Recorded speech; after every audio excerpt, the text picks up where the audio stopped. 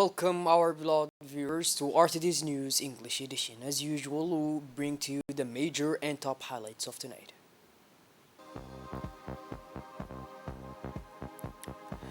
Departure of the President of the Republic for to the United Kingdom.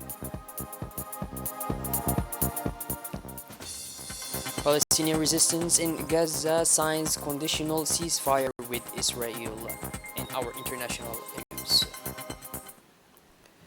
Those were the major and top highlights. Welcome back to our newsroom, our beloved viewers. The President of the Republic, His Excellency Mr. Ismail Omar Guelleh, left the country today, Wednesday, for the city of London, the capital of the United Kingdom, where, at the invitation of the government of this friendly country, he will take part in the official coronation ceremony of King Charles III.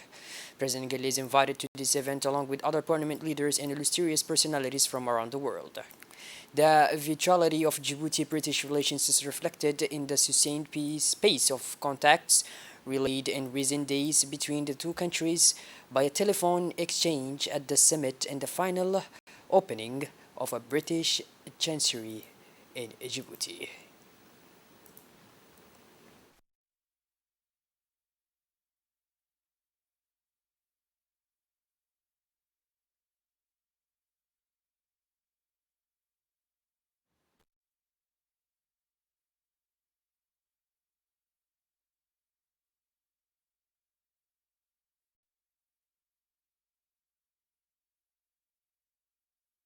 It had been 70 years since such an event had taken place.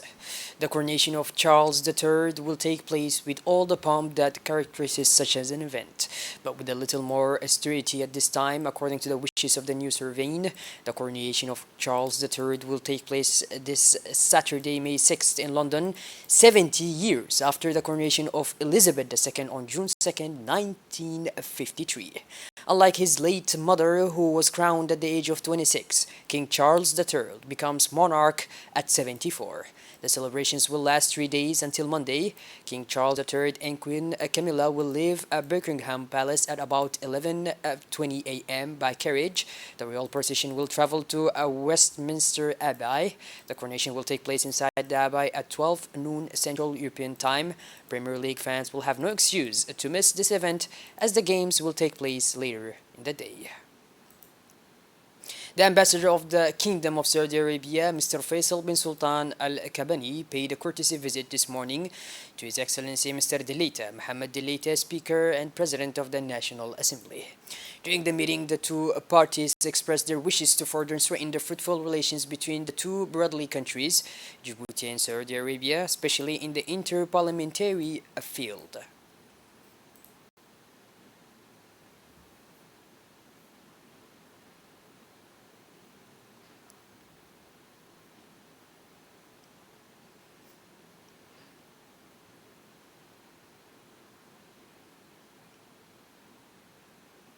The Union of the French-speaking Press of Djibouti, in collaboration with UNESCO, celebrated today at the Sheraton Hotel the World Press Freedom Day.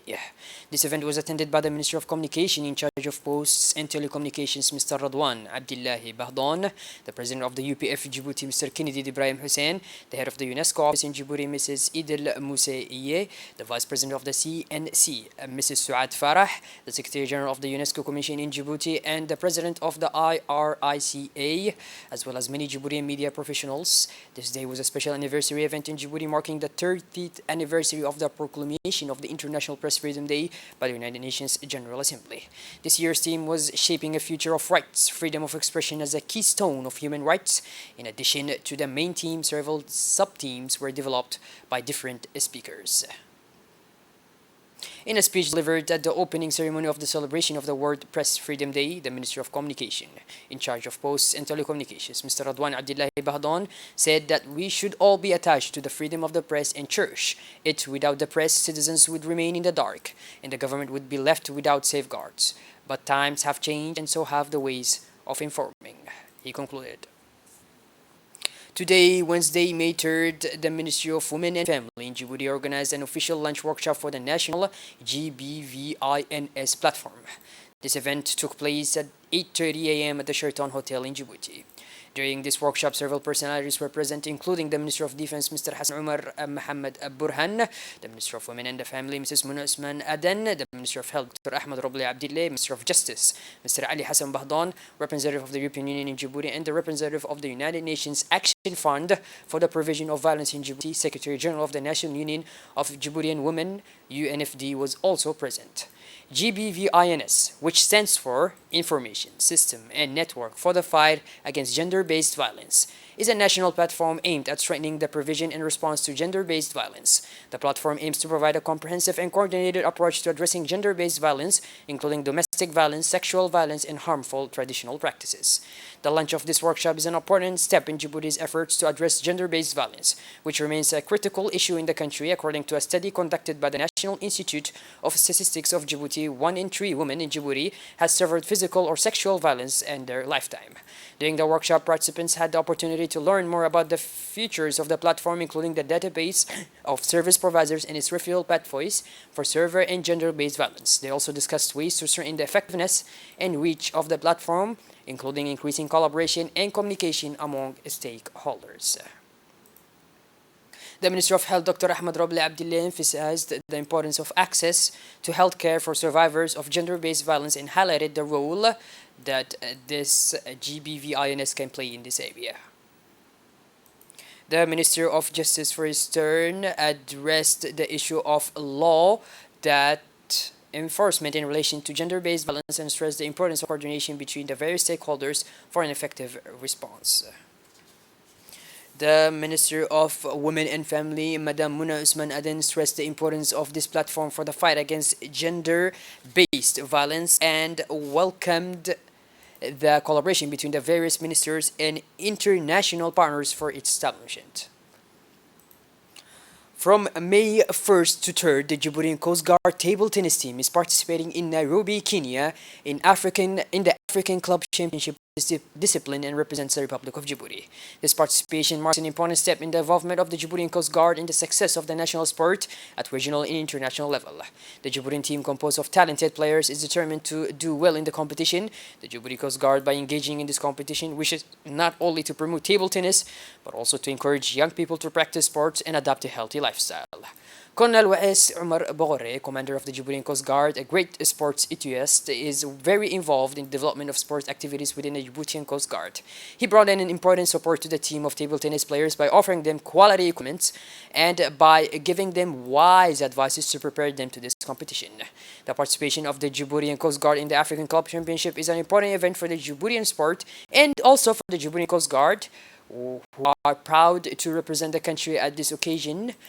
We wish the team good luck and hope that they will succeed in shining during this competition. As part of the actions to fight against smuggling, the Customs of Brigade of Ali Sibih, in collaboration with the detachment of Ali Sibih Police, have intercepted in the Fairfield vicinity of the border sector of Galile a large quantity of smuggled qat. During the operation, were intercepted 35,000 kilograms of blood the smugglers wanted to bring to the capital. According to the standard procedure enforced, the quantity was transmitted to the Customs Brigade and destroyed on the spot in the presence of the Chief of the Ali Sibih Customs Brigade, Mr. Muhammad Mu'min Hassan. In the interest of the family, the direction of the National Security of the Police Forces launched a search to find Sagal Obakar Ahmed, aged 17 years old. Sagal is of Norwegian nationality and lives in District 6. The young Sagal Obakar Ahmed was last seen on 30th of the last month at 6 a.m. near the American Embassy. She had left her aunt's house in the night at 3 a.m. of the last day of her stay. The girl was dressed for the last time in black and was carrying a black handbag. It should be noted that the young Sagal Obakar Ahmed speaks fluent English and Norwegian and has difficulty with the local languages. In case of discovery, please contact the standard number of the Central Police Station, 873561. I repeat, 873561, or go to the nearest headquarters of the Investigation and Judicial Delegation of the Brigade.